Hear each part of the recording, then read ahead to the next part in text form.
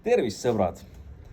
Nagu ma siin üleeile ütlesin, et ma ei ole kuhugile kadunud, aga millegipärast näed, Postimees kirjutab iga nädal suuri esilehe uudiseid, et kord nädalas tundub, et on siis tavaks saanud, et on artikli sari, mis terve päev on Postimehe esilehekülje peal, et kus on Andro Roos. No Andro Roos on seal, kus Andro Roos on. Et ma loodan, et keegi ei arva seda, et inimene peab kannatama kuskil või et kui ta ei leia perspektiivi, ma olen tegus inimene, ma pean alati nägema elus nagu perspektiivi. Et Tartu Hoiu-laenu ühistut ma juhtisin 20 aastat, ma olin inimeste jaoks alati olemas.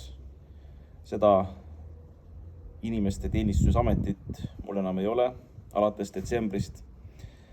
Ma olen 20 aastat töötanud inimeste jaoks ja olen puudust tundnud töötamisest iseenda jaoks. Ja nüüd ma töötangi. Ma terve elu olen ka teinud füüsilist tööd, lisaks vaimutööle ja juhtimistööle. Mulle see väga meeldib, et ma kuskil basseinis ei istu, olge mureta. Olge mureta, jah, et eestlasel on omane kadedus, et ei ole põhjust tunda. Aga ei ole ka kaasa mõtet tunda, et ma olen väga rahul, et mulle meeldib lihtne elu ja mulle meeldib elu koos Jumalaga. Et seda peaksid ka eestlased vast võib-olla rohkem tähtsustama. Sest ka kuningas Taavet oli ju niimoodi, et ta mitte alati ei olnud kodumail. Ja see ei tähenda seda, et tema südames ei olnud kodumaa. Ja ta tuli sinna tagasi kuningana, siis kui Jumal selleks õige aja määras.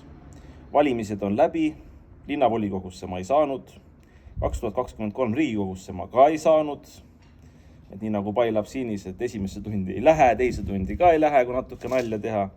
Nii et mul ei ole avalikku ametit ja ega ma sunnismaine ei ole, et ma elan loomulikult seal, kus ei ole halli taevast, sest teate, probleemidega tegeleda on väga hull, kui on ka hall taevas ja rusuv meeleolu ja on ka inimesed ümber, kes on sellised rusuvad, nagu see ajakirjandus ja kõik selline on. Eesti rahvas on tore, aga mõned, kes on roninud tippu, need on päris jubedad. See esimene, teine, kolmas ja neljas võim ka ajakirjandusena. Nii et peame vastu, sõbrad, hoiame sidet, kuhugile ma kadunud ei ole, poliitikaga tegelen ka edasi, majandusasjadega tegelen ka edasi. Ma olen ju üks raadioomanikest, nii et ka seal peab tegelema ja olen tööandja. Nii et läheme eluga edasi ja peame sidet Eesti eest ja plaan B.